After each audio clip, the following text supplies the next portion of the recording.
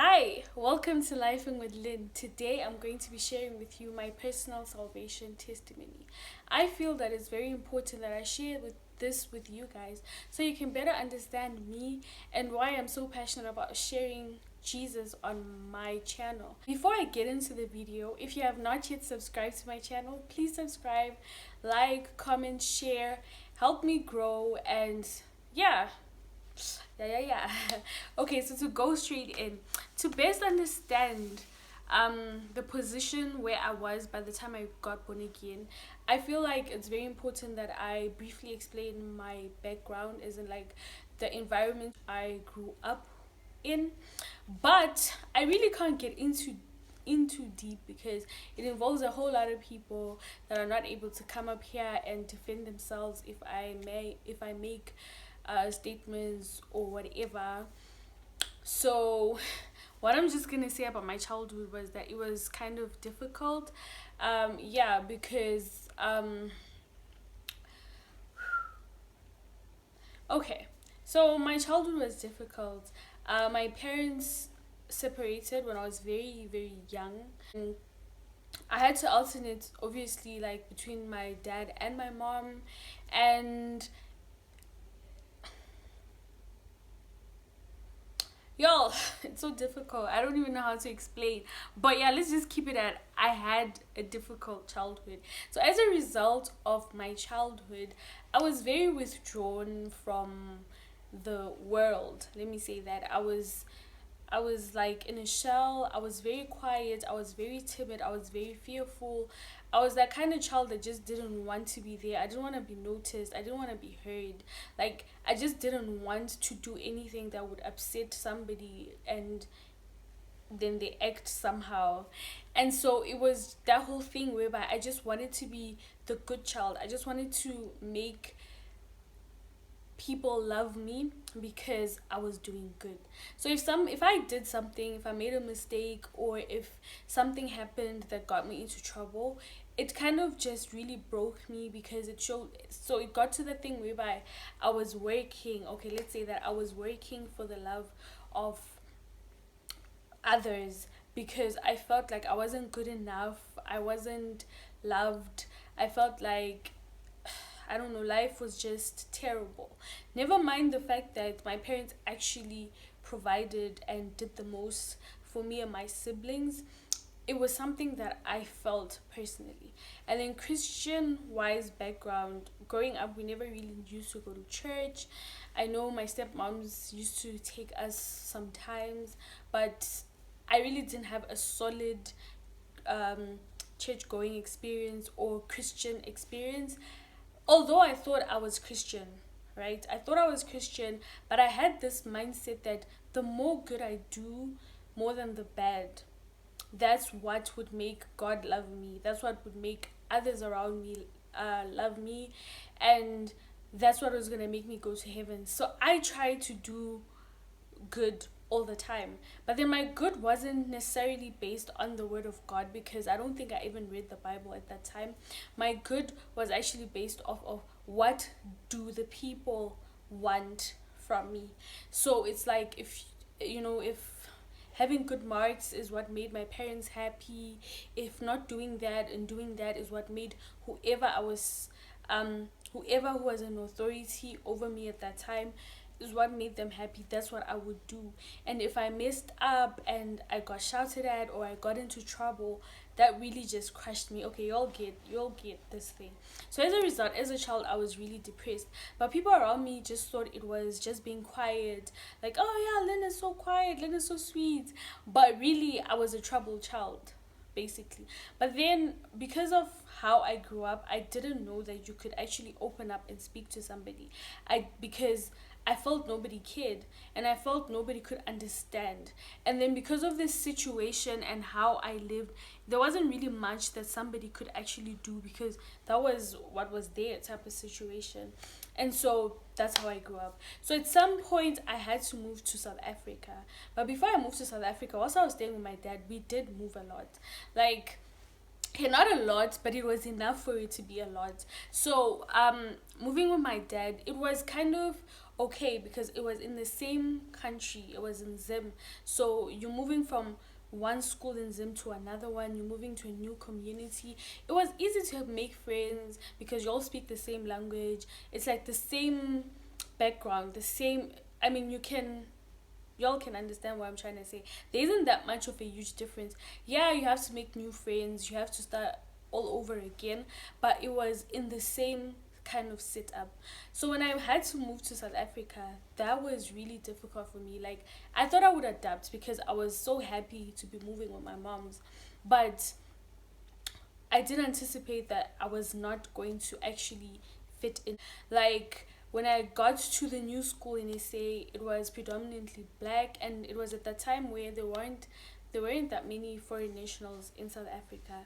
So at school, yeah, they taught in English, but then the children spoke in their vernacular languages I did not understand. I also had to take up Afrikaans, and it was in the middle of the year. I had never done Afrikaans in my life, and the teachers, they didn't really like try and realize that, okay, so this child is coming from a whole different country. It was just like, do this, do that. And I wanted to get good grades because I felt that's what was gonna make people love me more, you get. But I was failing, guys. And so as a result, I got further deep down into depression. It resulted in me not actually even trying to make friends because I was my own friend. Like, hello, who better than to speak to thyself type of situation. And at home, I wasn't really talking to anybody. Like, I wasn't even part of the family in that I didn't really participate, in the collect. When you're sitting with family and you all are talking and conversations are going, Lynn will just always be quiet. Lynn will just be the child that's like at the corner there. She's not really all about family. So I was kind of isolated even in my own family. I felt like nobody loved me, which really wasn't true. And you'll see in the end why. But I feel like, this is a statement that I always say, that one of the biggest deceptions that the devil has managed to push in the world is that he does not exist, and that he is not the reason for most of the things that happen in the world, the bad things obviously, and in families, in children, in whatever. And the truth of the matter is, he is the reason, guys. Like, there's a verse that tells us that the devil has clocked people. Like, people think that they're in the light, they think that they're walking, it says they're in the darkness and they don't even know it. And that's exactly how I was in the darkness and I did not even know. Like, I did not even know that there was hope. I did not have hope. All I felt was, I cannot go on like this. I did not know that there was hope. I did not, even though I prayed sometimes, even though I read the Bible sometimes, I didn't hear God. I didn't know that God can speak to a person. I didn't know that God can change someone's life. I had no hope for nothing. I don't know if y'all understand what it means to have no hope. And that's where I was at. So I feel like my mom kind of saw it because she's a mother, and she decided to send me to boarding school in Sim. That was the best thing that happened for me at that time because it kind of extended my life somehow. And so I went to boarding school, had the time of my life. Obviously, there were its own challenges, but I feel like I really enjoyed myself. And then at some point, the Zim economy was just going down. Teachers were always on strike. They were no longer teaching. My mom decided that I had to come back to South Africa and learn here. That move was abrupt. It was so, like, I don't know, it shook me because I was having the time of my life, and now I had to go back to that place, to that darkness that I'd been at. And at this time I was a bit older, so it really did affect me so much. So much so that I decided that I was gonna kill myself. The first time I tried, I went into my mom's bathroom. I just took a whole lot of medicine that was in there and I drank. I think there was like a lot of flu meds, a lot of sleeping pills. It was a whole concoction, guys, and I just drank them. And yeah, I went to sleep. And then I woke up the next day, like nothing happened. And I was like, what? No, something was supposed to happen. Get sick, something, maybe get someone's attention. I don't know, but nothing really happened. So I just had to get on with life. And I was like, you know what? Okay, maybe it was not meant to be. Maybe it didn't happen for a reason. So let me continue with life. I tried to continue, but it just felt like I was going deeper and deeper into, like, you know, it was really tough because I was coming from a place where I had friends, I had made connections, I had a way of life. And then I came back to South Africa, I had to restart, make new friends. I was coming to a new curriculum. Everything was just different, and it was just like, and then again, I felt like my family didn't understand me.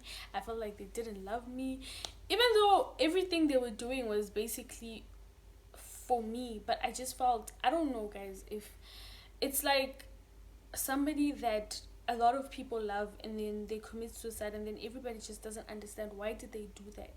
That's how, I can't explain it, but I experienced it somehow. And so what then happened was I tried to kill myself a second time. And then again, I just went to my mom's cabinet. I looked at pills and I took them. And then I think I actually bought something for myself as well to add onto it because I thought this was really going to work. It did not. Like, same difference. So I was like, no, man, I'm doing something wrong. So I was like, okay, what I'm going to do is I'm going to research something that actually works. I did my research. I found something that actually works. And I was like, okay, if I ever feel like I really have to, I really want to die, then this is what I'm going to use. So I had what I was going to use. So the thing really was that I had no hope, guys. Like, my only escape, I felt, was death. Like, death was the only way to stop the pain, to stop all that I was experiencing at that time. I thought killing myself was the only way out. And so, at that time, I was going to church with my mom. More like she was dragging me to church with her. I really did not want to go to church. Like, I don't know why. I just didn't want to.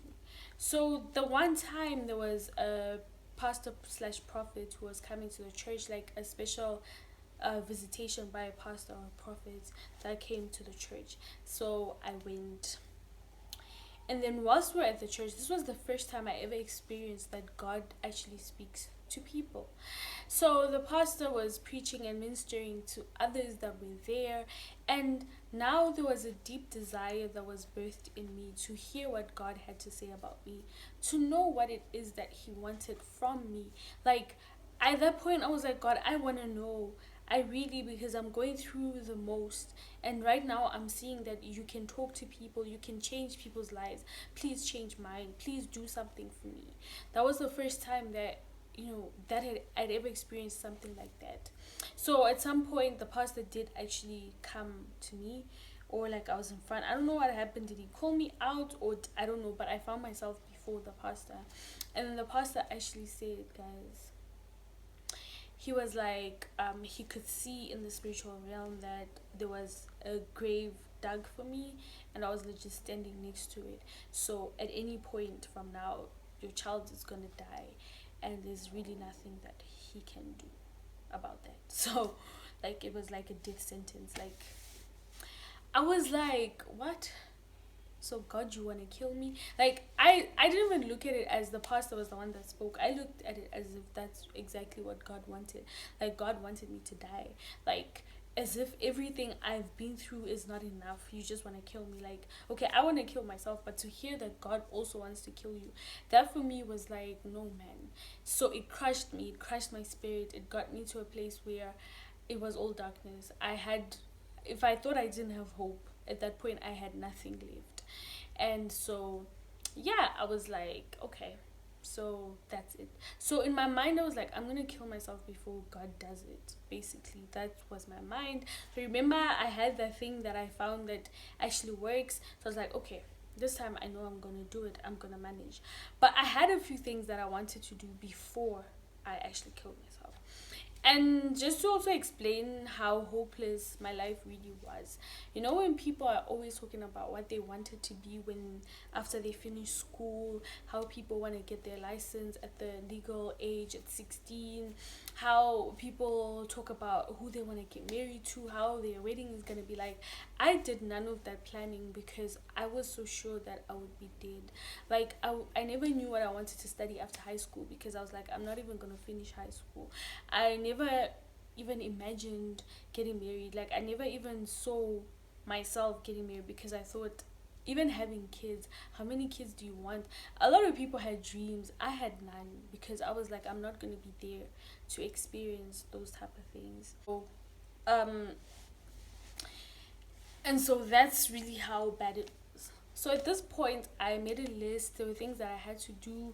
There was stuff that I had to settle, things I had to give. You know, if I had a favorite top, I had someone I wanted to give it to. So I had to make sure that I'd given it to that person before I actually killed myself. So in that transition between me actually like finishing what I had to finish and actually doing the deed, um, I was really resentful towards God. I hated him. I was like, you know, I remember one time I was driving home and something had happened and I was crying. And I told God, like, I used to cry a lot. That's the thing. I used to, like, tears and I were, we were best friends. I used to cry, like, almost every day. And the one time I was crying and I was so hurt and I told God and I was like, don't talk to me. I also won't talk to you. Don't even, like, don't. I'm not, like, I don't even know who I thought I was. Like, really, like I didn't even know who God was, guys, if I had the audacity to say those things. And like I was just so resentful. I was like, yeah, wow. And so a family a family member of ours was going to this other church, the church that I'm actually going to now, and she was the one that invited my mom's and told my mom that, you know, there's this church and it's so amazing. I experienced the love of God. The word that is taught there is just out of this world. And she invited my mom. And obviously, my mom was skeptical. The whole family was skeptical. We didn't want to go. I didn't want to go anyway because I didn't want nothing to do with God. So it was cool for me when my mom didn't want to go. So the pastor actually got my mom's number from our family member and started calling my mom. So bear in mind we haven't been to this church and this pastor is calling my mom and telling her, when are you coming? You should come. And I'm like, this pastor is actually weird. Why is he really hunting after us? You know? But I thank God that he did that because it's because of that I didn't die, you know. So at the end my mom gave in and we started going to the church. And then I, you know, guys, I experienced the love of God like never before. You know, when you didn't even know that the solution was the love of God. That's what it was. That was what the solution was for me, to know and to experience the love of God.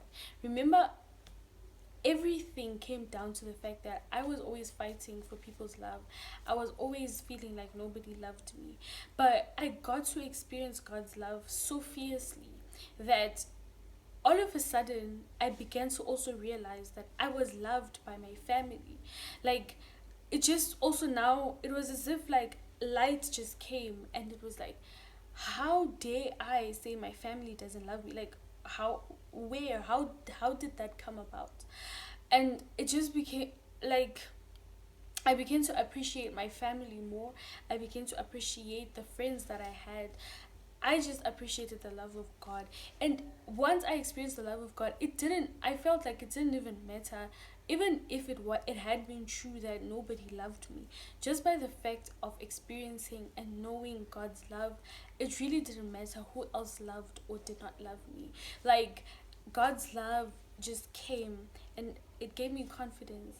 It gave me, you know, all the fears I had, they were gone. It gave me a future. Remember, I thought I wasn't gonna make it past even 18 or whatever, even past high school. But I managed to even go to tertiary. I managed to even get a degree. Like, I'm here right now sharing my testimony. That for me was like, wow. It was all through experiencing the love of God. And so that is why I also share with you guys my videos, because I feel like I need to share the love of God. As there's so much wickedness. One of the questions that I always used to ask God was, why did I have to experience all the things I experienced as a young child? Because there's some things when you're older that you experience that you can be like, yo, Lynn, you chose this way for yourself. But as a child, there's some things you can't choose. As a child, there's some things that you can't even avoid because you're a child. And those were some of the questions that I had for God when I was still resentful and stuff.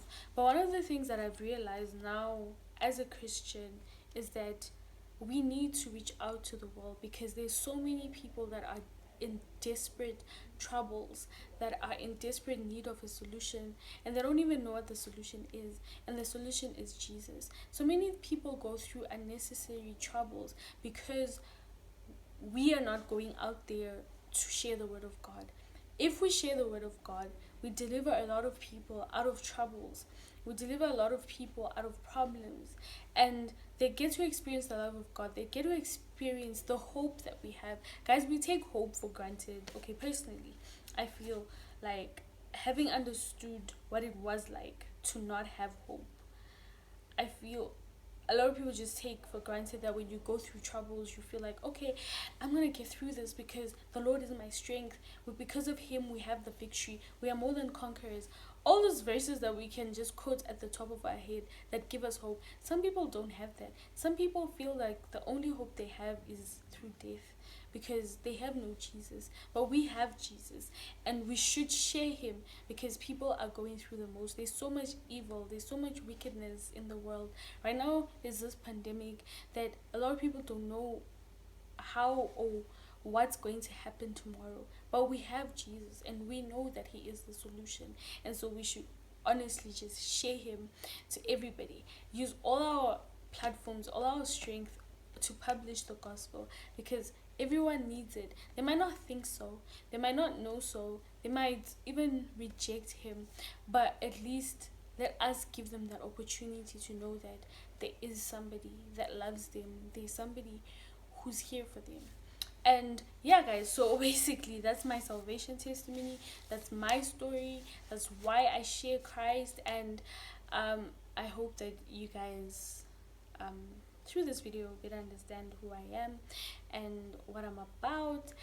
And so guys, yeah, please subscribe, please